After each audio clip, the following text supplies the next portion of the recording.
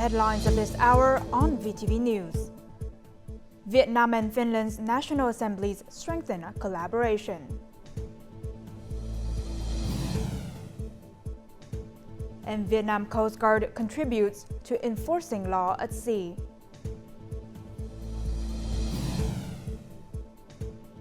In our world news, 4 suspects charged in relation to Moscow concert hall attack.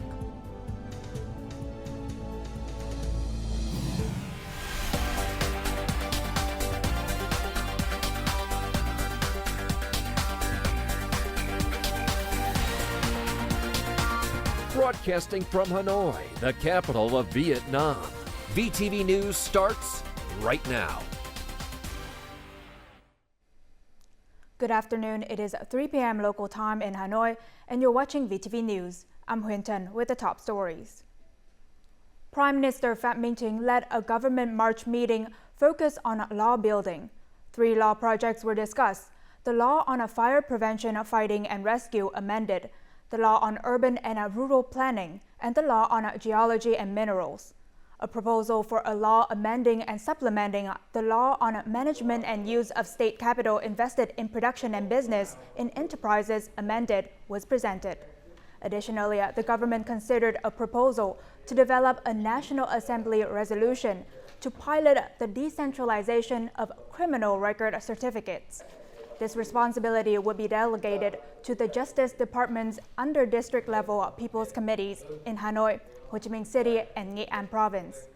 The Prime Minister urged relevant agencies to evaluate the suitability of the discussed laws and their alignment with the party and state's guidelines, policies, and laws. He also called for streamlined administrative procedures and more effective delegation of power. Relevant ministries and branches were encouraged to work closely with National Assembly agencies and solicit expert opinions to tailor Vietnam's laws and conditions appropriately.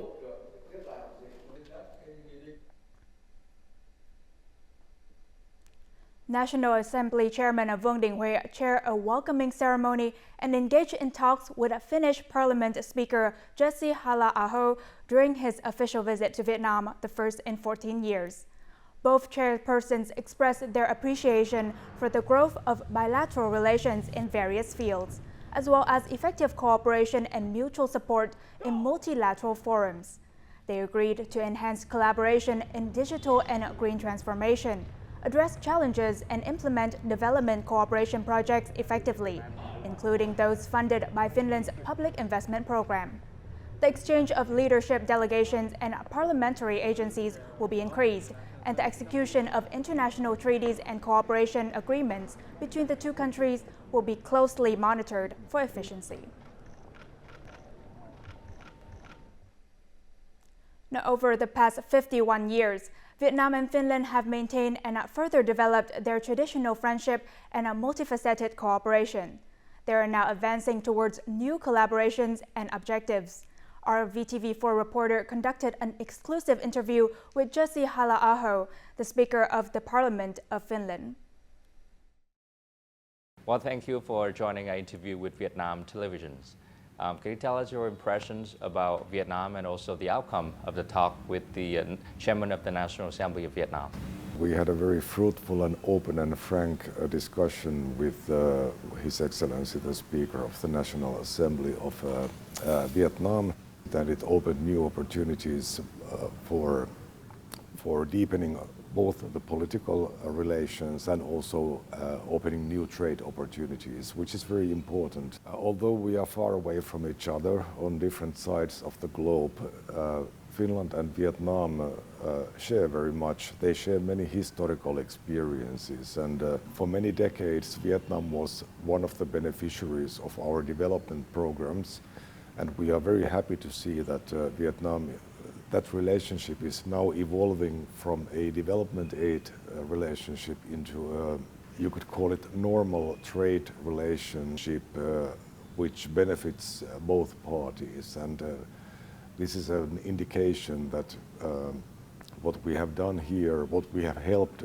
our Vietnamese friends to do here over the decades has had an impact. Vietnam is moving toward the sustainable development goals, and Finland is one of the examples, global example in this matters. Can you tell us what can Vietnam learn from Finland in terms of sustainable development? How can both countries, Vietnam and Finland, work together and cooperate together to overcome the consequences of climate change?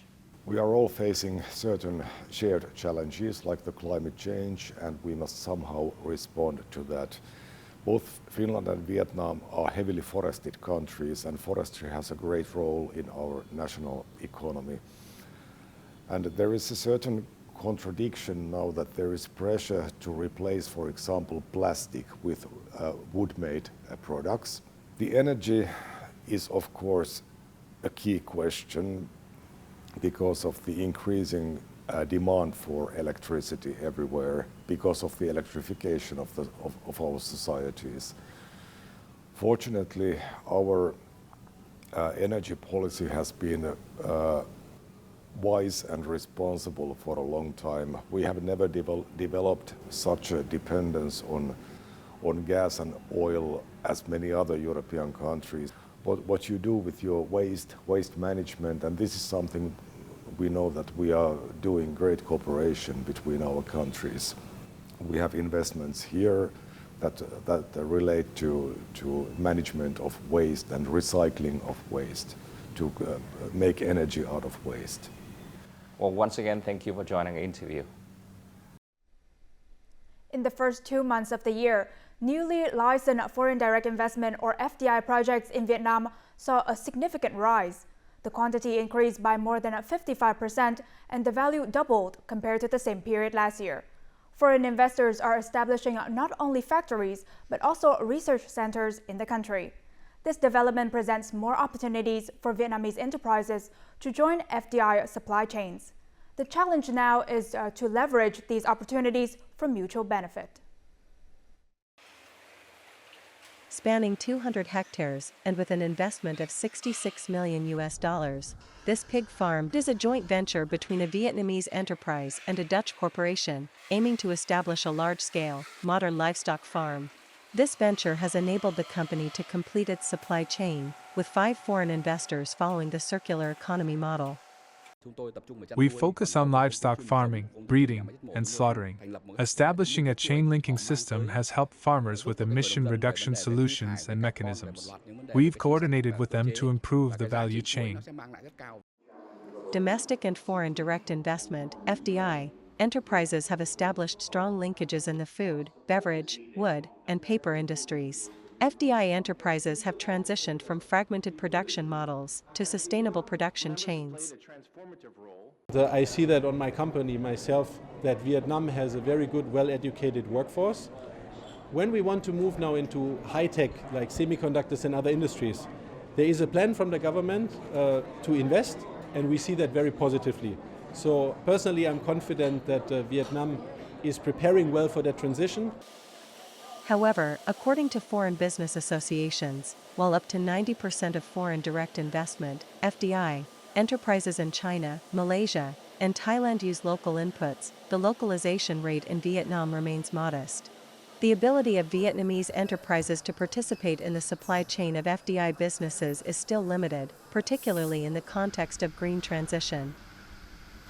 They have a huge factory, they need like a couple, tens of thousands of people. If we don't have any technician or engineers in those kind of field, it is very hard to run their own factory. So from now, Vietnam should start with the education and then training for all the human resources. According to FDI associations in Vietnam, implementing green technology in sustainable energy projects, waste management, and water treatment is critical. Additionally, investing in workforce improvement and retraining can enhance overall productivity, making Vietnam a more appealing destination for FDI enterprises. Fruit and vegetable exports in the first quarter of this year are projected to reach nearly $1.3 billion, a 27% increase from the same period last year. Now, according to the Vietnam Fruit and Vegetable Association, this is the first time that Vietnam's fruit and vegetable exports for the first quarter have surpassed the $1 billion mark. Major contributors include durian, dragon fruit, and lychee. China continues to be the largest market for Vietnamese fruit and vegetable imports, with import volumes increasing by 1.5 times compared to the same period last year. Making specific changes to farming areas and markets is crucial for enhancing the competitiveness of agricultural products. The primary focus should be on reducing costs and improving product quality. We'll learn more about this through the example of dragon fruit, Vietnam's billion-dollar export product.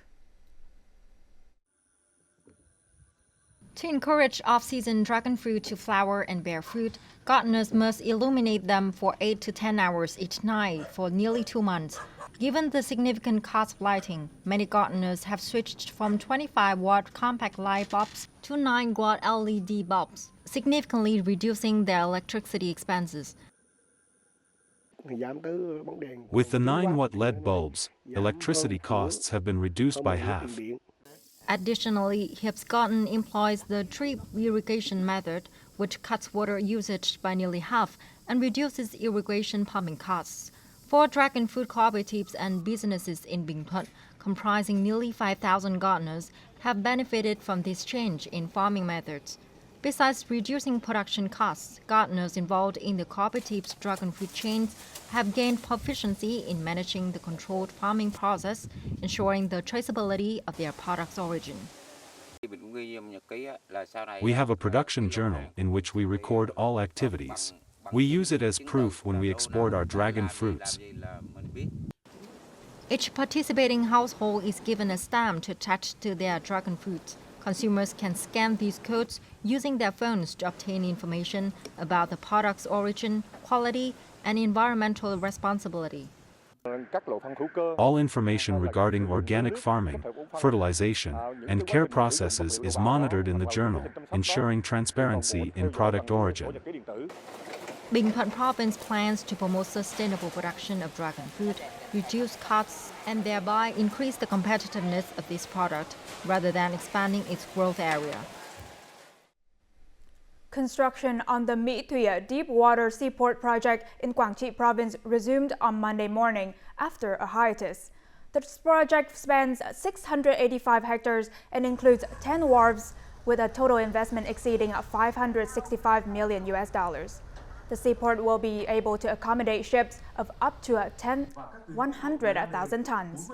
The project is funded by the My Thuy International Port Joint Venture Company.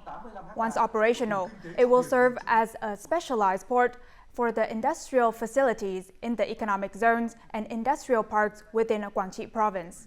In addition, it will handle transit cargo for Laos and northeast Thailand along the east-west economic corridor. This is expected to attract investment and boost local socio-economic development. Now let's take a look at the foreign exchange rate of today, March 25th.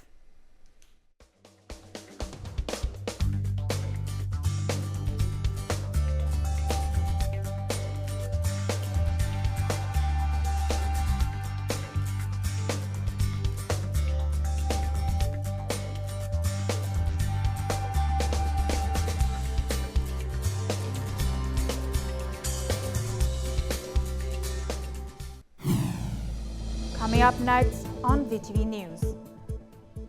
Vietnam Coast Guard contributes to enforcing law at sea.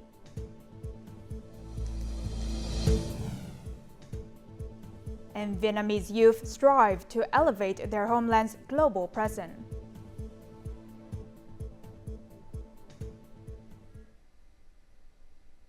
You're watching VTV News Live. The Vietnam Coast Guard takes the lead in enforcing maritime law.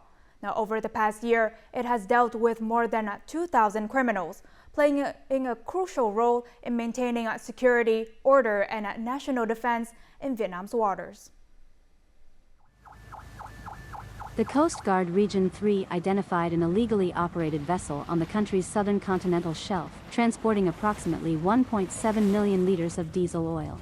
The 11 crew members lacked proper certification, and the vessel did not have goods documents or registration papers.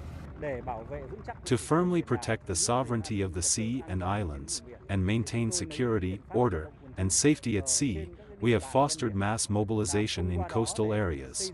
Through this, we improve people's sense of responsibility and provide information to the Coast Guard, the Border Guard, and the Navy. Vietnam, with its extensive coastline and thousands of operational fishing boats, has encountered nearly 6,200 foreign vessels infringing on its waters in the past 5 years. The Coast Guard has addressed these administrative violations, seizing items valued at nearly $40.4 million. Apart from patrolling, the force is also responsible for disseminating laws to fishermen and heightening their awareness to deter any assistance in illegal sea activities. This effort is part of the Coast Guard's plan for law dissemination at sea.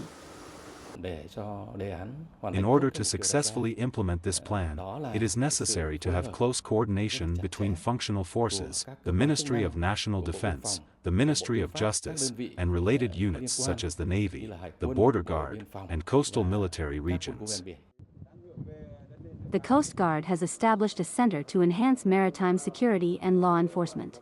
This center facilitates the exchange and sharing of information on maritime security and search and rescue operations with law enforcement agencies from 20 countries. It also maintains hotlines with 7 regional countries. Moving forward, the Coast Guard plans to continue developing its human resources and modernizing its equipment to ensure safety and security at sea. The Vietnamese government plans to auction approximately 5 million tons of excess carbon credits on international trading platforms due to an available surplus. The Ministry of Agriculture and Rural Development outlined this information in a report to the Prime Minister. The report discussed the implementation status of the emission reductions payment agreement in the North Central region and proposed transferring surplus greenhouse gas emission reductions for the 2018 to 2019 period. Specifically, in October last year, Vietnam received 1.25 trillion Vietnam dong, equivalent to $28 million from the World Bank for reducing 10.3 million tons of carbon emissions from 2018 to 2019. Da Nang City has approved the use of sidewalk portions for purposes other than transportation. This decision was made by the city's People's Committee following a proposal from the Department of Transport. Specific roads will be designated where business activities are permitted on the sidewalk and others where they are not. The Department of Industry and Trade will regularly inspect and address instances of encroachment on roads and sidewalks for business in central marketplaces. Furthermore, the proposal suggests using vacant and unused land as temporary parking lots as a temporary solution. Vinh Hy Bay, located in Ninh Thuận province, is one of Vietnam's 4 most beautiful bays. It boasts a captivating landscape that blends sea, island, and mountains. To preserve this local landscape and environment, residents have teamed up with volunteers to collect trash weekly. A report from Vinh Hy Village, Vinh Hai Commune. The volunteer team, Green, Clean, Beautiful Vinh Hy organizes a community cleanup in Vinh Hy Village every week. Operating for more than 3 years now, the cleanup has seen the participation of numerous residents. When I first came here, I tried in vain to convince residents to keep the environment clean, so I cleaned up the local area by myself. Little by little, my effort was recognized, and many locals joined in the cleanup, as they saw the environment getting cleaner. The Green, Clean, Beautiful Vinh Hy initiative now has over 30 members, including residents and some expatriates. The team actively participates in cleanup activities scheduled weekly at different locations. Despite being an unpaid endeavor, all members are eager to dedicate their time and efforts. Local people in Vinh Hy Village have become more aware of their responsibility to protect the environment. Previously, people often disposed of waste in the sea or littered the streets. But now, 90% of the total population has given up the habit of littering. I hope our team's efforts will inspire more people. The cleanup is a meaningful activity that can benefit the local community. All members and locals are very enthusiastic as we want to turn Vinh Hy Village into a famous tourist destination. Regular cleanup operations organized by Green, Clean, beautiful Vinh He have significantly changed residents' habits and mindsets. The amount of trash along the coastal areas and underwater has significantly decreased. Thanks to community efforts, Vinh He Bay has once again become a favorite among tourists. On the 93rd founding anniversary of the Ho Chi Minh Communist Youth Union, young Vietnamese individuals worldwide expressed their optimism for Vietnam's future development. Irrespective of their age or professional background, they committed to contributing more towards their homeland's growth. To maintain social order and safety in the Vietnam-Laos border area, Captain Vũ Văn Cường has collaborated with border police to investigate severe crimes associated with drug trafficking in the Nậm Po district of Điện Biên province for over 9 years. I have faced death threats linked to organized crime. If I hadn't been lucky enough, I wouldn't have been able to reunite with my family. Meanwhile, some of my comrades were killed or developed disabilities from work-related injuries. Born into a humble family in Nghệ An province, Lục pursued higher education in informal technology in Ho Chi Minh City. After graduation, he worked for several leading global technology companies.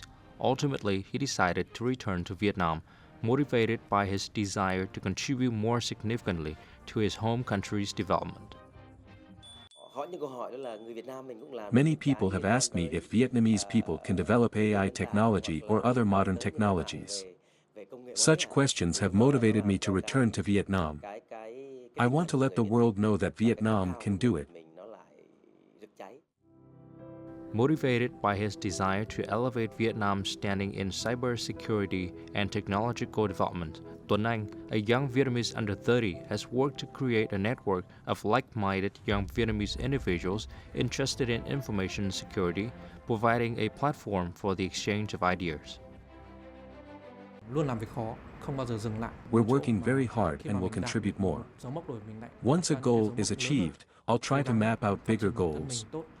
I hope Vietnamese young people can join hands to put Vietnam on the world map. Vietnam, a beloved word deeply embedded in the hearts of millions of young Vietnamese worldwide, it is the homeland that inspires and motivates younger generations to progress. The Tay Thiên Festival 2024 has begun at the special national monument of Tay Thiên in Tam Đảo district of Vĩnh Phúc province. The festival comprises numerous cultural activities to honor Tay Thiên Mother Goddess and the mother of the nation Lang Thị Theo, the seventh queen of Hùng Chiêu Vuông. The event also features a trade and tourism exhibition fair that displays occult products and the unique cuisine of the ethnic groups in Vĩnh Phúc province. Additionally, cultural performances such as ceremonial singing associated with the worship of Tay Thiên Mother Goddess, various sport activities, and demonstrations of ethnic community customs and practices are organized. Coming up next in our world news. 4 suspects charged in relation to Moscow concert hall attack. And France raises security alert to highest level. Now moving on to our world news. At least 137 people were killed and 180 wounded in an attack at a Moscow concert hall on March 22nd. Moscow's Basmany District Court charged 4 suspects with acts of terrorism related to the attack on Sunday. The suspects have been identified as Dalarjan Mirzoev, 32, Rajabalizad Murodali, 30, Mohammed Sobir Vezov, 19, and Samsidina Faridunia, 25. All are Tajik citizens. They were arrested in Bryansk, approximately 350 kilometers from Moscow, while attempting to escape. The Russian Federal Security Service reports that 11 people associated with the terrorist attack have been arrested. At the site of the attack on Crocus City Hall, investigators found 4 sets of combat ammunition, over 500 bullets, and 2 assault rifles. The investigation is ongoing. Now, on Sunday, following the deadly attack in Moscow, Russia, the French government escalated its security alert warning to the highest level. This decision was announced after an emergency security meeting convened by President Emmanuel Macron in response to Friday's attack. The Islamic State IS group has claimed responsibility for the massacre. The terror alert system in France comprises 3 levels. The highest level is triggered following an attack in France or abroad, enabling exceptional security measures. These measures include increased patrols by armed forces at public spaces, such as train stations, airports, and religious sites. Starting this week, the World Bank will release more of its private data, including debt defaults, to attract additional private sector investments in developing countries, according to World Bank President Ajay Banga. He acknowledged the need for further progress and stated that the bank is actively working to remove obstacles inhibiting private sector investments in developing economies. Economic growth in developing countries has decelerated, dropping to just 4% from 6% over 2 decades. Each percentage point loss has pushed an additional 100 million people into poverty, and debt levels are on the rise. Paris booksellers have operated from little dark green kiosks on the banks of the Seine for 150 years. They have become a symbol of Paris, like the Eiffel Tower, as well as a big tourist attraction. French President Emmanuel Macron has recently shelved plans to force booksellers along the river of Seine to remove their stalls for the 2024 Summer Games opening ceremony. French second-hand booksellers have won a battle to keep their bookstands from being moved off due to the opening ceremony of the Olympics in July. Michel Boutart has been selling books on the quay near Notre Dame for the last 40 years. He considered it a victory for booksellers who have been struggling to earn a living.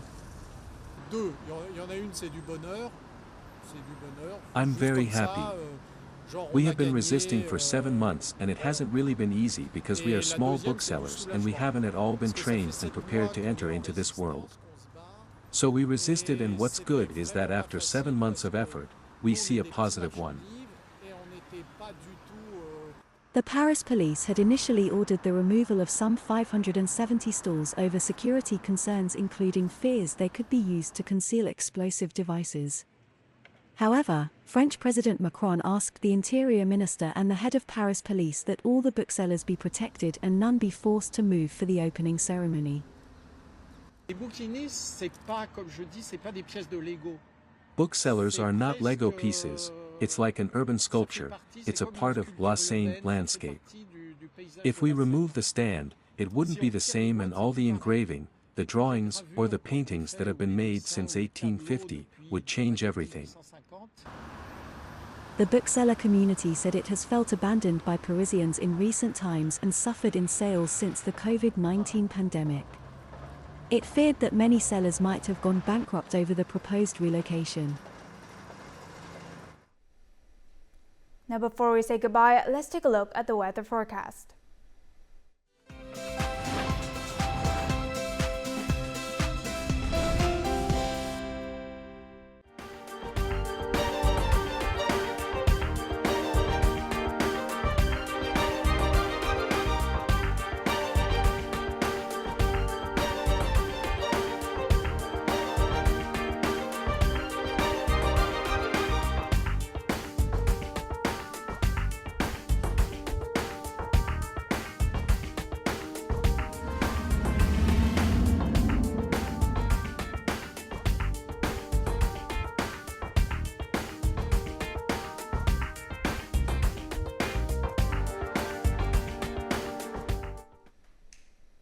And that's all the news we have for this hour.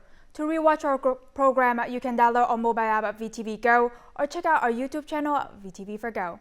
Thank you for watching and see you next time.